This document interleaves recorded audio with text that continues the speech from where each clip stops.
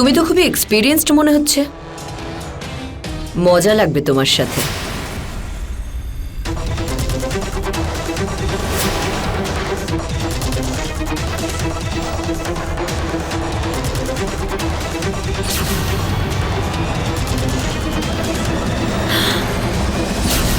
তুই দরজাটা খুলুন, কে আছেন ভিতরে? পুলিশ, দরজাটা খুলুন, ভিতরে কে আছেন? আমরা থানা থেকে এসেছি, খুলুন দরজাটা, খুলুন, ভিতরে কেউ আছেন?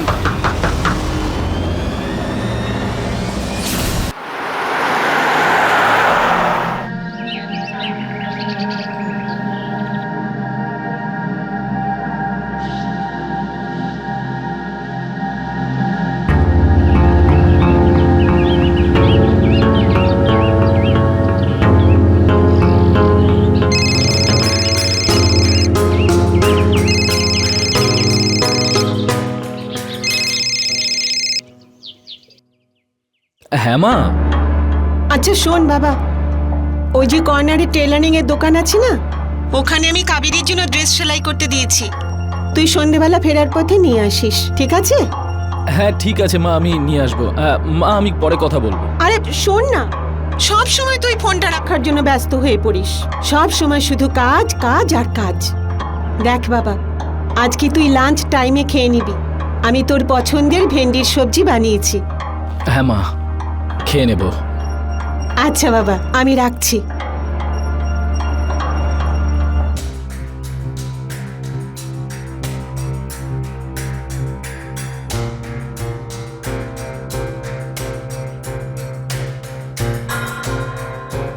মা আমি রোজ মিথ্যে কথা বলে বাড়ি থেকে কাজের জন্য বেরোই। সত্যি তো এটাই, আমার কাছে কোনো কাজ নেই। আরে বিদ্যা, হ্যাঁ বাবা বলুন। কাবেরী, রাজ এরা দুজনেই তো এখনো ফিরলো না। ওই তো এসে গেছে, তোর নাম করছিলাম, তুই এসে গেছিস। একটু আগেই তোর দাদু জিজ্ঞাসা করছিলেন তোরা দুজন কোথায়। কাবেরী ফেরেনি এখনো? ওর কলেজ তো 4টায় ছুটি হয়ে যায়। কোনো বন্ধুর সাথে হয়তো গল্প করছে, চলে আসবে। যা তুই হাত মুখ ধুয়ে নে, আমি তোর জন্য চা বানাচ্ছি।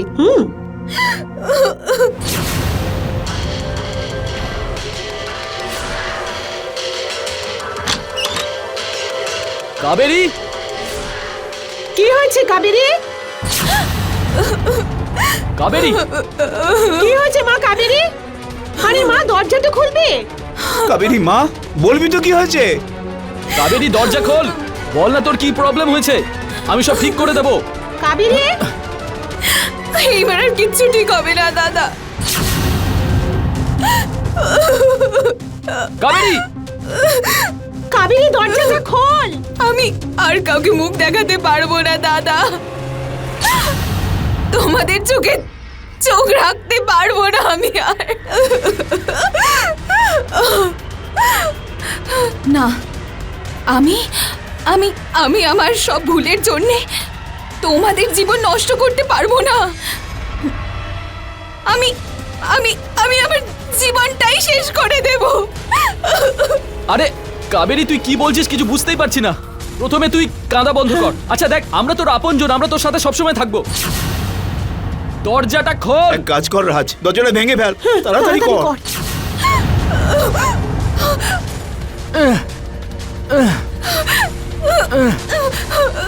কাবেরী, আমাকে মরে দেবে দাদা। আরে তুই কি করছিস? তোর কি মাথা খারাপ হয়ে গেছে? তুই মরতে চাচ্ছিলি? তাহলে কি করব মা, আমি কিচ্ছু বুঝতে পারছি না। তুই আগে বলবি কি হয়েছে? তোর বাবা চলে যাবার পরে তোদের দুজনের মুখ চেয়েই তো আমি বেঁচে আছি। তোর এমন কি হলো, তুই আমাদের বলবি তো? এসব কেন করছিস? মা, আজ আজ সূর্য নিজের মায়ের সঙ্গে আমার ব্যাপারে কথা বলে। উনি উনি বিয়ে দিতে রাজি আছেন। মা, এটা তো খুব ভালো কথা। কিন্তু উনি পণ হিসেবে 10 লাখ টাকা চেয়েছেন। সূর্য ওনাকে বোঝানোর অনেক চেষ্টা করে, কিন্তু উনি উনি একেবারে মানতে নারাজ। ভুলে যা তুই ওদেরকে। যে মহিলা তোকে নিজের বাড়ির বউ করার জন্য পণ চাইছে, ওই বাড়িতে আমি নিজের মেয়েকে বিয়ে দেব না। একদম ঠিক বলেছে তোমার মা। কাবেরী, পণ নেওয়া এবং দেওয়া দুটোই অপরাধ। মা, তুই ভুলে যা ওই ছেলেটাকে। দাদু,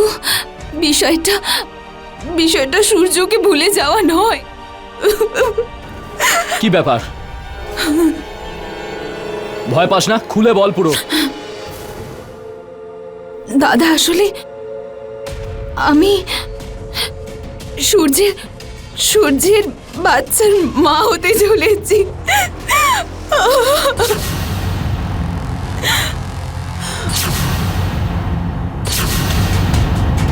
কাবেরী, তুই কি করে এত বড় ভুল করলি? আমাকে ক্ষমা করে দাও। এখন তোর কি হবে? দেখো, এখন আমাদের যে কোনো উপায়ে টাকার ব্যবস্থা করতেই হবে। কি করে আমরা এত টাকার জোগাড় করব? কোথা থেকে পাবো এত টাকা? যত টাকা লাগবে সব আমি জোগাড় করব।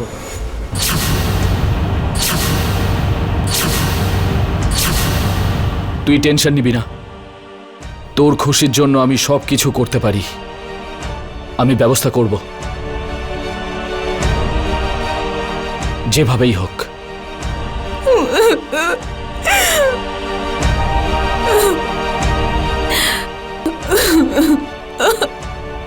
দাদা,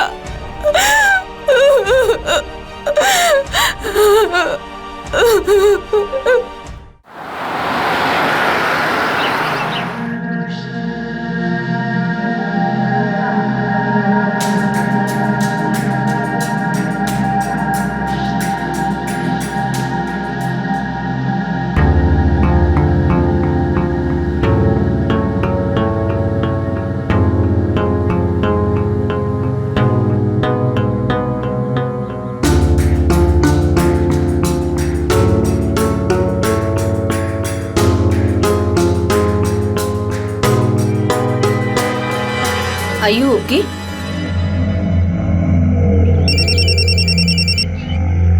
হ্যালো, আরে 2 লাখের বদলে 3 লাখ দিয়ে দাও, কিন্তু এই সামান্য টাকার জন্য আমার ঝগড়া পছন্দ নয়, বুঝেছো?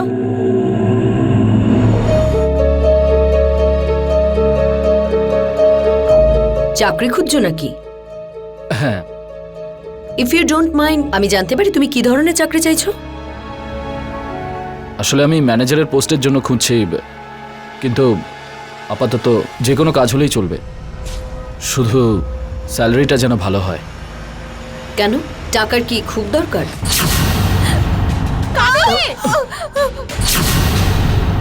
উনি পণ হিসেবে 10 লাখ টাকা চেয়েছেন। আরে কি হয়েছে? Be a man. Ma'am sorry, actually আমার 10 লাখ টাকার খুব আর্জেন্ট দরকার। আমার ফ্যামিলি তো এটাও জানে না যে আমার চাকরি অনেক আগেই চলে গেছে। আমি প্রত্যেক দিন এই পার্কে এসে অযথা সময় কাটাই। দেখো, 10 লাখের এত বড় অ্যামাউন্ট এত সহজে এত তাড়াতাড়ি পাওয়া খুব একটা সহজ নয়। জানি আমি, সেই জন্য তো বুঝতে পারছি না যে কি করব, কিভাবে করব। দেখো, সিরিয়াসলি যদি তুমি টাকা ইনকাম করতে চাও আর যে কোনো কাজে রাজি থাকো, তাহলে তোমার মতো গুড লুকিং ছেলের পক্ষে তো অনেক রাস্তা আছে টাকা ইনকামের। যেমন? চলো আমার সাথে, চলো, আমি তোমাকে হেল্প করছি। আরে চলো, কি হলো?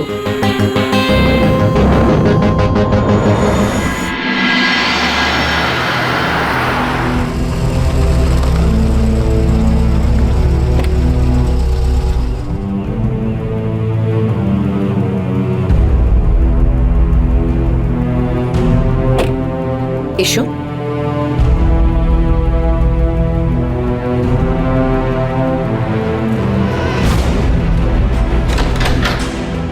Come.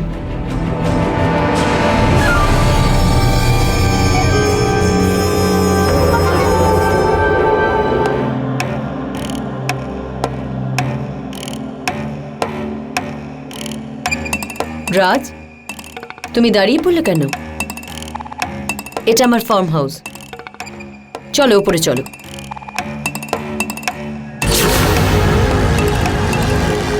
কি হলো?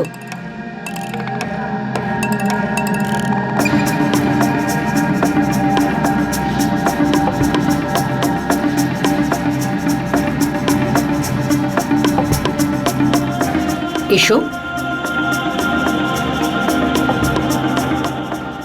এটা কি করছেন আপনি? আপনি রিল্যাক্সড ভাবে বসো।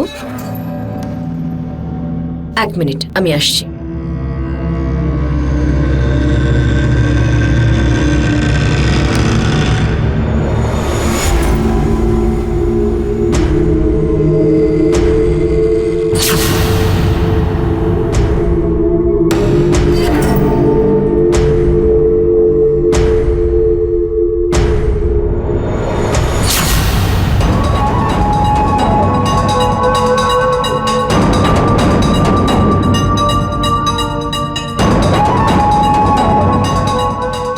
এত টাকা?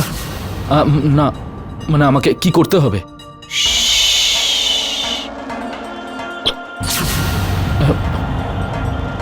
যেমন ছেলেদের কিছু চাহিদা থাকে, ঠিক তেমনি মেয়েদেরও কিছু চাহিদা থাকে। তুমি আমার চাহিদা পূরণ করো, আর আমি তোমার চাহিদা। আর হ্যাঁ, আমার কিছু ফ্রেন্ডস আছে, ওরাও তোমাকে টাকা দেবে।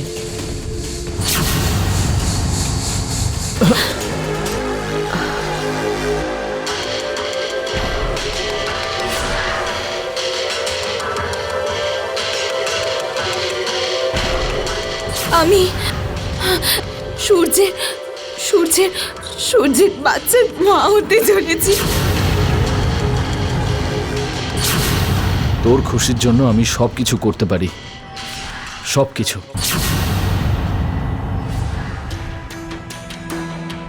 কি হলো? নতুন কোনো আইডিয়া পেলে নাকি টাকা ইনকামে?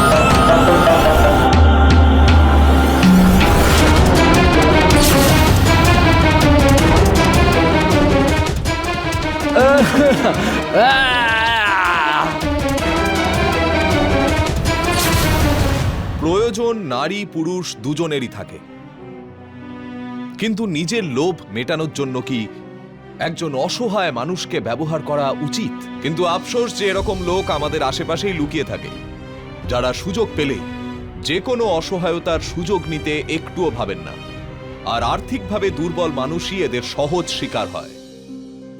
আমাদের সমাজে আর্থিক দায়িত্ব বাড়ির বড়দের ওপর থাকে, আর ছোটবেলাতেই বাবা মারা যাওয়ার পর বাড়ির সব দায়িত্ব রাজের ঘাড়ে এসে পড়েছিল। আর রাজ ওর ছোট বোন কাবেরীকে এত ভালোবাসতো যে ওর খুশির জন্য ও নিজের সম্মান আর আত্মমর্যাদাও বিক্রি করে দিয়েছিল। কিন্তু রাজের এই ভাবনা চিন্তা যে যেভাবেই হোক বোনের বিয়ের জন্য পণের টাকা ব্যবস্থা করতে হবে, ভুল ছিল।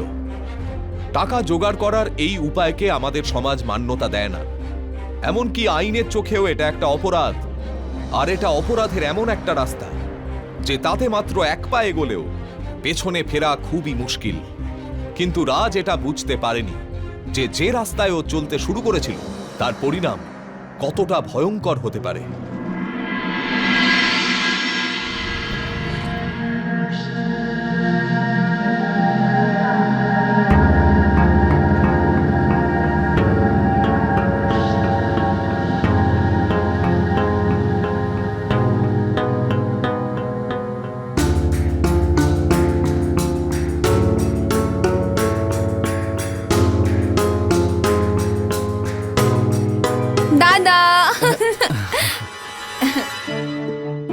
জানো দাদা, তুমি না পৃথিবীর মধ্যে সবচেয়ে ভালো দাদা।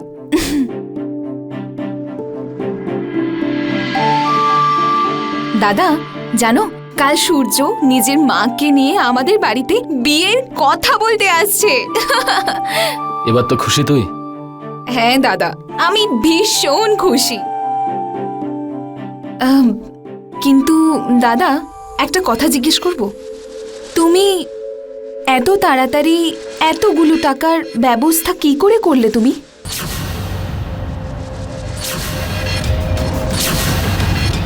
তুমি কোনো বাজে কাজ? না রে পাগলি, প্রথমে আমার কোম্পানিতে বললাম যে আমার বোনের বিয়ে, আমার অনেক টাকার দরকার।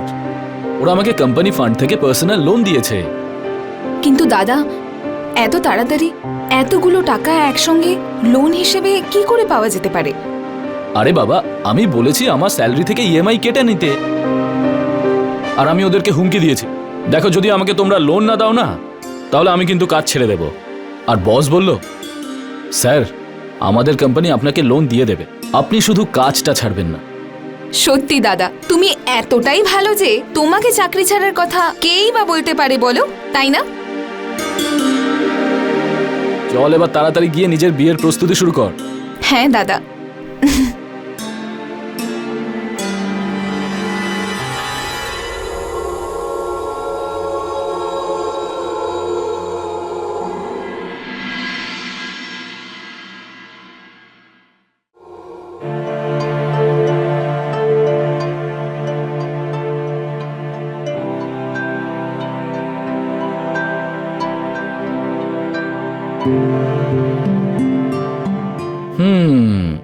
কি ব্যাপার?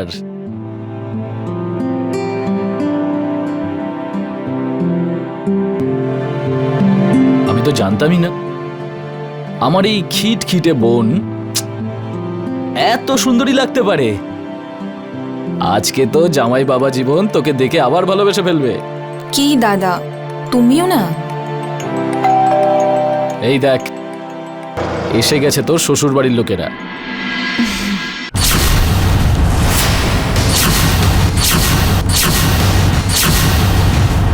নমস্কার। নমস্কার, আসুন। আসুন, এসো এসো বাবা। এসো বাবা, এসো, বসুন বসো বাবা, নাইস বসো। হাউস, থ্যাংক ইউ। বসো। এখন ছেলে মেয়ে তো একে অপরকে পছন্দ করেই নিয়েছে, আর টাকা পয়সার কথাও হয়ে গেছে, তো এসব তো শুধু এখন ফর্মালিটি।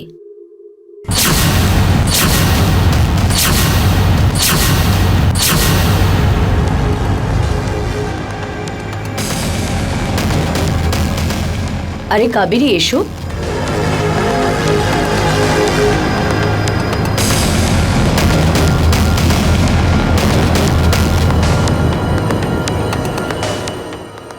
সঞ্জনা দেবী, আমি তো মেয়ে পক্ষ,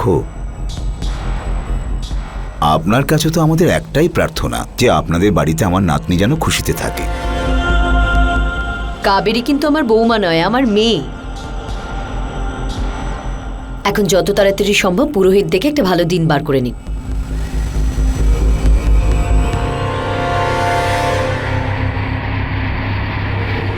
আরে মিষ্টি খাওয়াবেন না?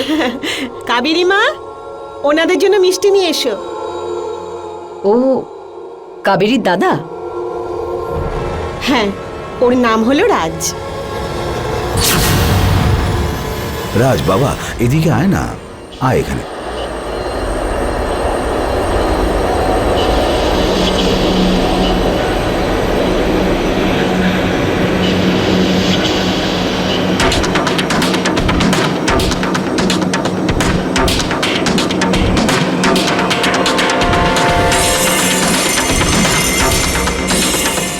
নাও মিষ্টি মুখ করো, ভালো থেকো। হ্যাঁ, ভালো থেকো বাবা, ভালো থেকো।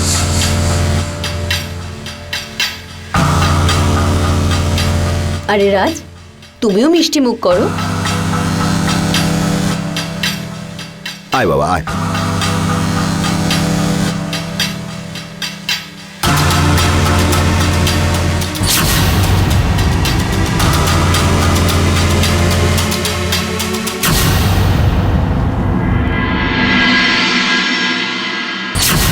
রান্নাগুলো খুব ভালো হয়েছে, কিন্তু এতটা কষ্ট করার কি দরকার ছিল? আরে এতে কষ্টের কি আছে? আর তাছাড়া এখন তো আপনারা আমাদের বাড়ির লোক, এসব তো এবার চলতেই থাকবে। এমনিতেও কাবেরী আপনাদের ভীষণ মিস করে, স্পেশালি রাজদাকে।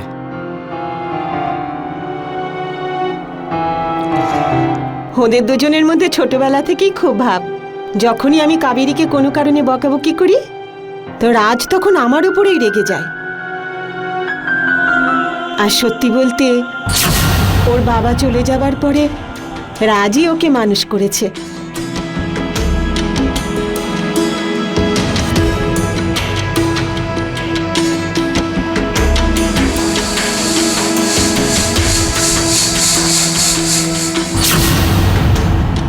মা যাওয়া যাক এবার, অনেক রাত হয়ে গেছে।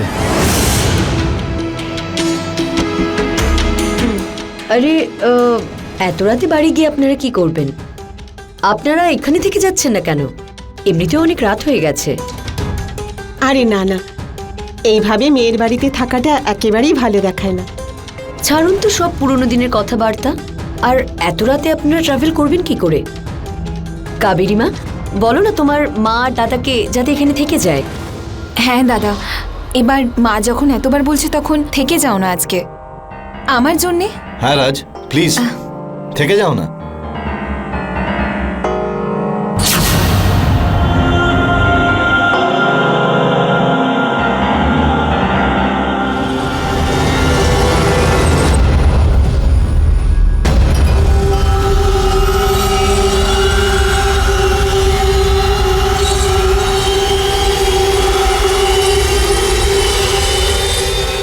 এটা কি করছো তুমি? তোমার মধ্যে লজ্জা শরম বলে কিছু নেই? এতে লজ্জার কি আছে? এসব আমরা প্রথমবার করছি নাকি? আরে কেউ এসে পড়বে, আগে অন্য একটা ব্যাপার ছিল, আর এখন এসব কথা ছাড়ো। কি বোকা তুমি! তোমার কি মনে হয় আমার আর তোমার দেখা হওয়াটা হঠাৎ করেই হয়েছে? এটা তো সবই আমার তৈরি করা প্ল্যান ছিল। আমি জানতাম যে কাবেরীর একটা গুড লুকিং দাদা আছে, সে তার বোনের জন্য সব কিছু করতে পারে। এই জন্যই তো আমি পণ চেয়েছিলাম, যাতে আমার সাথে দেখা হলে আমাকে না বলতে না পারো। একটা মহিলার চিন্তা ভাবনা এতটা নিচু হতে পারে আমি কোনোদিনও ভাবিনি। একটা কথা বলে রাখছি, তুমি কান খুলে শুনে নাও। আমি তোমার কথা শুনেছি, ওটা তোমার প্ল্যান ছিল আর আমি করতে বাধ্য ছিলাম।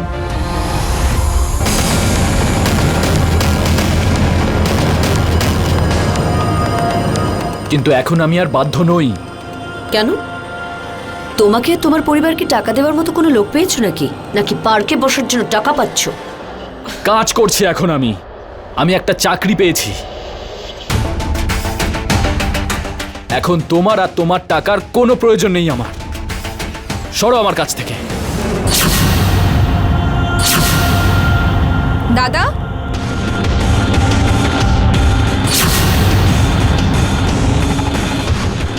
আরে মা, আপনি আপনি এখানে? আরে উনি জিজ্ঞেস করতে এসেছিলেন জল বা কিছু দরকার কিনা। ওহ, উনি চলেই যাচ্ছেন। ওকে, গুড নাইট। আমি Good আসছি। night. Good night.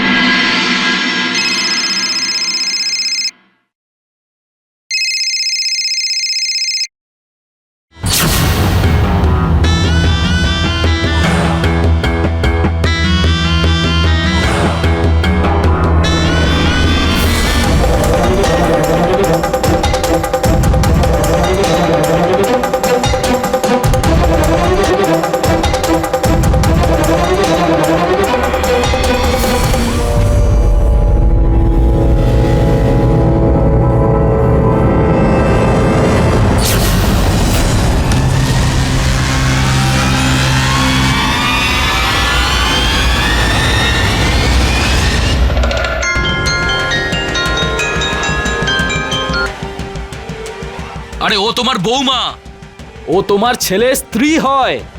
শ্শ্, যা কিছু কথা বলার আস্তে বলো, তা না হলে কেউ শুনে ফেললে তোমার বোনের সম্বন্ধে কি ভাববে বলো তো। তাই যা কিছু বলার আছে রাতে আমার ফার্ম হাউসে এসে বলো। ওকে ডার্লিং, বাই।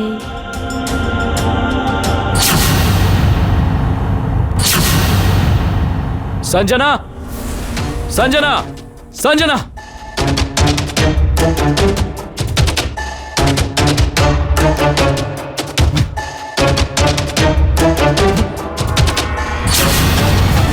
আমি জানতাম তুই একটা নীচ মহিলা,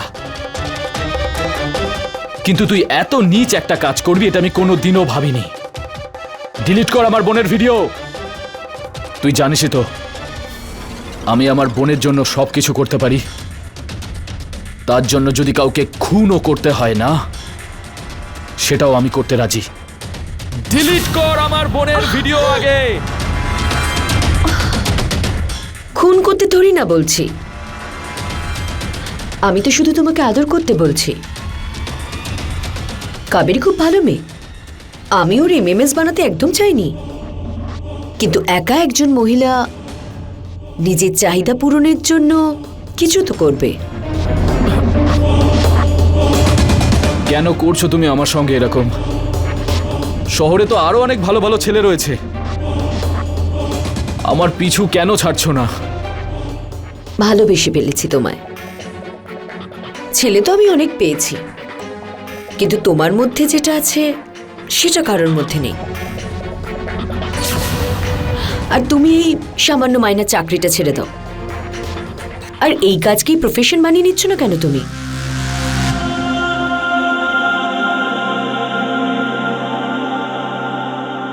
কাবেরী খুব ভালো মেয়ে, আমি ওর এমএমএস বানাতে একদম চাইনি, কিন্তু একা একজন মহিলা নিজের চাহিদা পূরণের জন্য কিছু তো করবে। ছেলে তো আমি অনেক পেয়েছি, কিন্তু তোমার মধ্যে যেটা আছে সেটা কারোর মধ্যে নেই। আর তুমি এই সামান্য মাইনা চাকরিটা ছেড়ে দাও। আর এই কাজকেই প্রফেশন বানিয়ে নিচ্ছ না কেন তুমি? ভয় পেও না, তুমি তোমার নিজের জালেই ফেঁসে গেছো।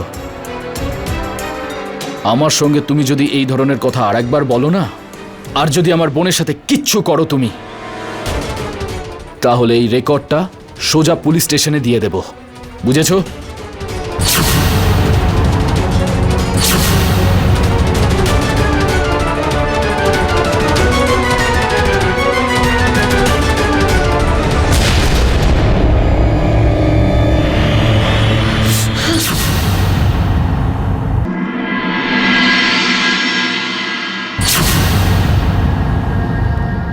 বল কাবেরী, দাদা, দাদু হসপিটালে রয়েছে। কি হয়েছে না? ওই দাদু হাঁটতে গেছিল, একটা গাড়ি এসে দাদুকে ধাক্কা মারে। দাদুর অবস্থা খুব সিরিয়াস দাদা।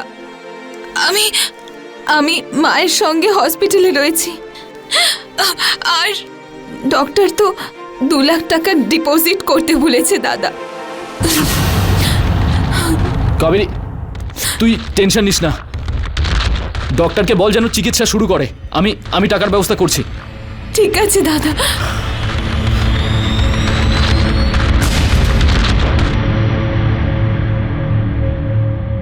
Excuse me sir. হ্যাঁ রাজ, বলো কি ব্যাপার? স্যার একটা হেল্প চাই। হাফ ডে চাইছো নাকি? হ্যাঁ স্যার। স্যার অ্যাকচুয়ালি আমার দাদুর অ্যাক্সিডেন্ট হয়ে গেছে, উনি হসপিটালে আছেন, আর ডাক্তার 2 লাখ টাকা অ্যাডভান্স দিতে বলেছে। যদি আপনি... দেখো, তুমি এখানে জয়েন করেছো 2 সপ্তাহ হয়নি, আর তুমি 2 লাখ টাকা অ্যাডভান্স চাইছো? আরে এটা অফিস, ব্যাংক নয়। দেখো, খুব বেশি হলে আমি তোমাকে 30,000 টাকা দিতে পারি। স্যার 20,000-এ হবে না। দেন আই এম সরি, এর থেকে আমি বেশি কিছু সাহায্য করতে পারবো না।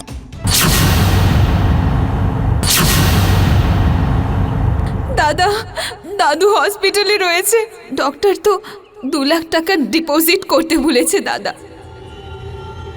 দেখো, তুমি এখানে জয়েন করেছো 2 সপ্তাহ হয়নি, আর তুমি 2 লাখ টাকা অ্যাডভান্স চাইছো? তুমি আমার চাহিদা মেটাও, আর আমি তোমার।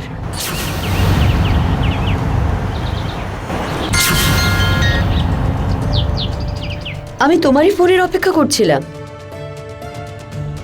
শুনেছি আমি তোমার দাদুর ব্যাপারে, আমার খুব খারাপ লেগেছে। আচ্ছা, 2 লাখ টাকা জোগাড় হয়ে গেছে? না, প্লিজ আমাকে সাহায্য করো তুমি। হ্যাঁ নিশ্চয়ই, তুমি আমার আত্মীয় বলে কথা। এখনই তোমার নামে হসপিটালে অ্যাডভান্স টাকা পাঠিয়ে দিচ্ছি। আর হ্যাঁ, রাতে ফার্ম হাউস আসতে কিন্তু ভুলো না, বুঝেছো তো? হ্যাঁ।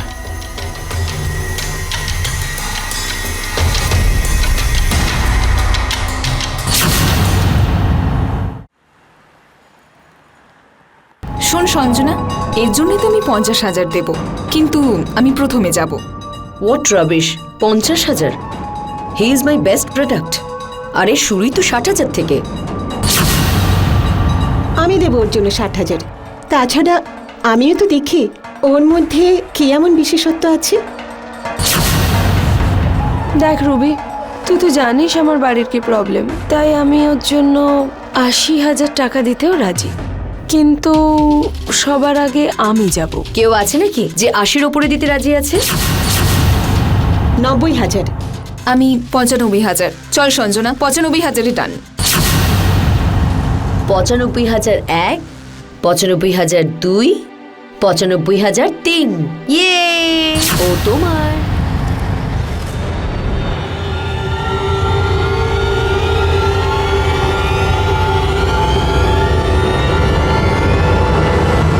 আরে কি হলো, তোমাদের মুখ শুকিয়ে গেছে কেন?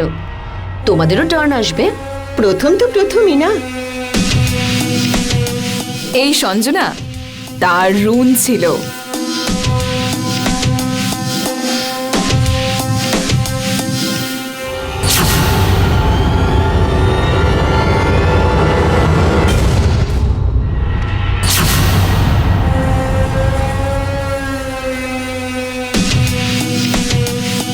যান ম্যাডাম, এবার আপনার টার্ন। 1 মিনিট, এই ট্যাবলেটটা ওকে খাইয়ে দেবেন। বেচারা খুব হাঁপিয়ে গেছে তো, একটু এনার্জি চলে আসবে আর কি।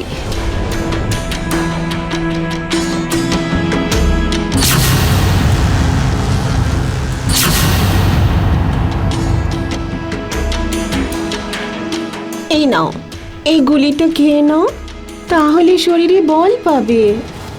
চলো ওঠো ডার্লিং।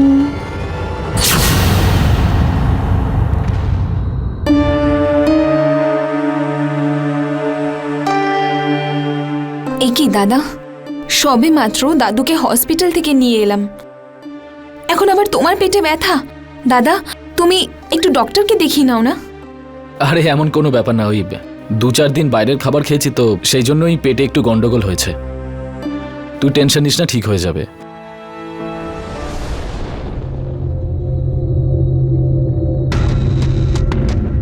আরে বাবা, এই কানের দুলটা কার? আরে বাহ দাদা, গার্লফ্রেন্ড? আরে না না, ওই আমি তো তোর জন্য কিনেছিলাম। একটা হারিয়ে গেছে আর একটা আমার কাছে রয়ে গেছে। এমনিতেও এরকম একটা রিং আমার শাশুড়ি মায়ের কাছেও আছে। তুই সোনার দুলটা হারিয়ে ফেললি? আজকাল তুই সবকিছুই ভুলে যাচ্ছিস।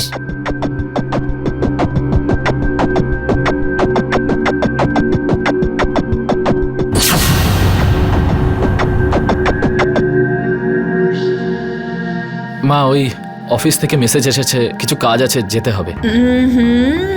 দাদা, সানডেতেও অফিস? হ্যাঁ। আরে না রে মা, এখন তোর প্রমোশনও হয়েছে, স্যালারিও অনেকটা বেড়ে গেছে, তা ওরা তো কাজ করিয়ে নেবেই, তাই না? যা বাবা। আর একটা কথা শোন, ডাক্তারকে অবশ্যই দেখিয়ে নিস। কথায় বলে মানুষের সবচেয়ে বড় শক্তি মানুষের সবচেয়ে বড় দুর্বলতাও। রাজ ওর পরিবারকে এতটাই ভালোবাসতো যে পরিবারের প্রয়োজন মেটাতে ও সব কিছু করতে প্রস্তুত ছিল। সঞ্জনাও এই ব্যাপারটারই সুবিধা নিচ্ছিল। ব্ল্যাকমেইলিং আর শোষণ এমন এক অপরাধ যা একবার শুরু হয়ে গেলে তাকে আর কখনোই থামানো যায় না। আর রাজের সঙ্গেও সেটাই হচ্ছিল। ও সঞ্জনার অন্যায়ের বিরুদ্ধে প্রতিবাদ করার বদলে ওর সঙ্গে একটার পর একটা আপোষ করে যাচ্ছিল। এখন এটাই দেখার যে এই আপোষ করার কি কোনো শেষও আছে নাকি নেই। দাঁড়াও, এখনো আমার মন ভরেনি। আপনি একবার করার জন্যই টাকা দিয়েছিলেন। আরো টাকা দেবো আমি তোমাকে, এবারে এসো। ম্যাডাম, ও ম্যাডাম, আপনি আমাকে এতটা বোকা বানাতে পারেন না। আমার কিন্তু 1 লাখ টাকা চাই, তাও এক্ষুনি। না হলে আপনার সত্যিটা আমি পুলিশকে এক্ষুনি জানিয়ে দেবো। আওয়াজ নিচে। তোমার সাথে তো 40,000-এর কথা হয়েছিল। হ্যাঁ হয়েছিল, কিন্তু সেই সময়ে আমি এটা জানতাম না যে আপনি এত বড় লোক। যদি আপনি 1 লাখ টাকা আমায় না দেন, তাহলে আমি পুলিশকে এটা বলে দেব যে পার্কের বাইরে ওই বয়স্ক লোকটাকে আমি শুধু আপনার জন্য খুন করেছি। বলেছি না গলা নামিয়ে কথা বলতে। সঞ্জনা,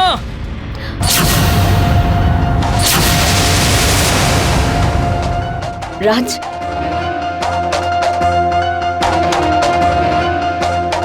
আমার দাদুর অ্যাক্সিডেন্ট ছিল না, ওটা প্ল্যান করা ছিল।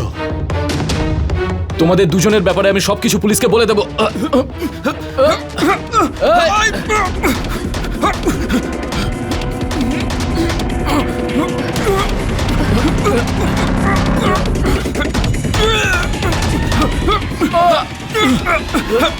রাজ, ছাড়ো ওকে।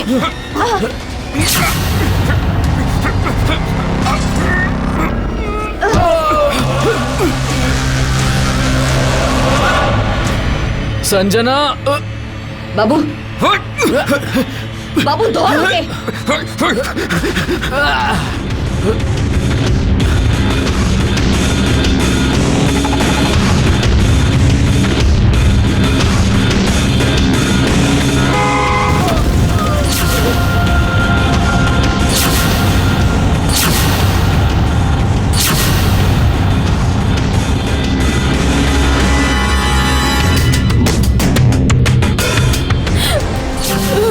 দেখুন, রাজের মাথায় গভীর আঘাত লেগেছে, ও এখন কোমায় চলে গেছে। আমার দাদা সুস্থ হয়ে যাবে তো? দেখুন, আমি আপনাদের মিথ্যে আশ্বাস দিতে চাই না। এই অবস্থায় যে কোনো কিছু ঘটতে পারে। হতে পারে আজই রাজের জ্ঞান ফিরে এলো, কিংবা কখনোই এলো না।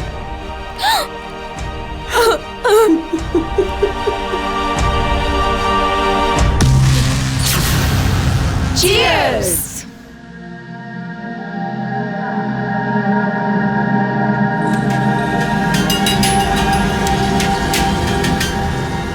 দূর, আমি খেলবো না এইসব ভেজিটেরিয়ান গেম। তোমরাই খেলো এইসব রামিস্বামী।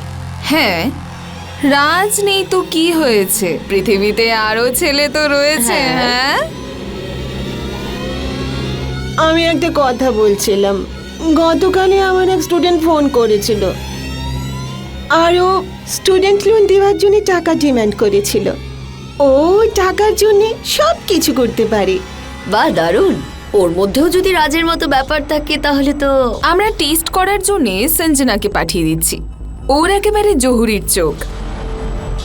সোনা আসল না নকল সেটা তো ও দেখেই বলে দেবে। Yes guys, cheers on that. Cheers.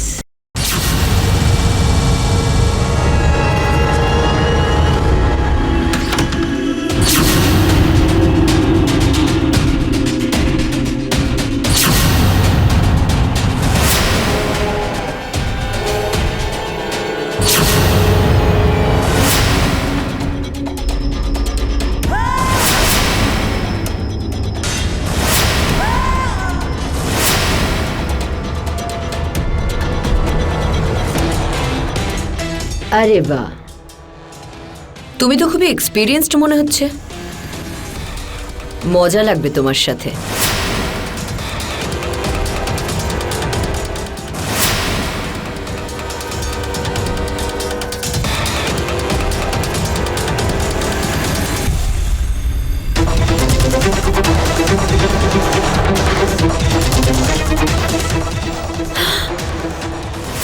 তুই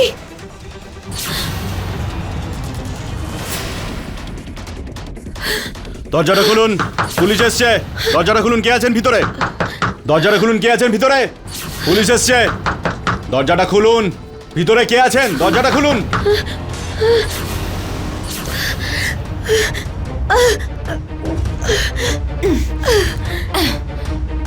এত সহজে মরবেন না আপনি। আপনি আমার দাদার সঙ্গে যা যা করেছেন তার মাসুল আপনাকে অবশ্যই দিতে হবে। আপনি আপনার এই পাপের শাস্তি অবশ্যই পাবেন। সূর্য, সূর্য প্লিজ আমাকে বাঁচা। তুই তো আমার ছেলে, তাই না? আর একটা কথা বলো না, মা তো অনেক দূর, তুমি একটা ভালো মানুষ হবারও যোগ্য নও। এত নীচ একটা কাজ করতে পারবে এটা কোনোদিনও ভাবতেই পারি না। আমার দাদা আমাকে নিজের থেকেও বেশি ভালোবাসতো, আর আপনি সেই দুর্বলতার সুযোগ নিয়ে অসাধারণ প্ল্যান করেছেন। কিন্তু আপনি একটা ভুল করে ফেলেছেন।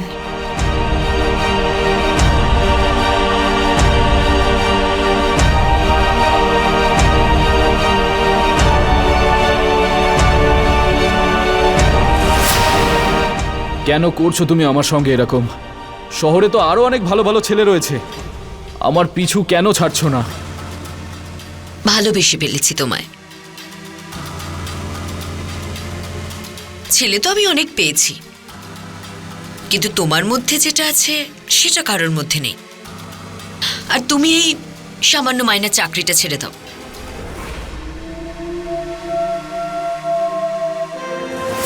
যদি চাইতাম তাহলে রাজের ফোন থেকে পাওয়া ওই ভিডিওর প্রমাণে তোমাকে জেলে পাঠাতে পারতাম, কিন্তু আমি তোমার এই নোংরা রূপ নিজের চোখে দেখতে চেয়েছিলাম।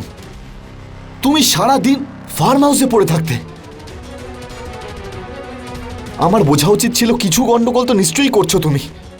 যদি তখনই বুঝতাম আজকে এই দিনটা দেখতে হতো না। ইন্সপেক্টর সাহেব প্লিজ নিয়ে যান এনাকে। অ্যারেস্ট করুন এনাকে।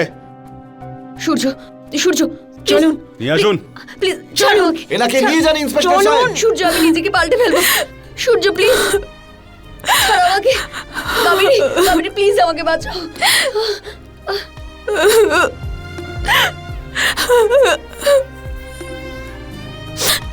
সূর্য,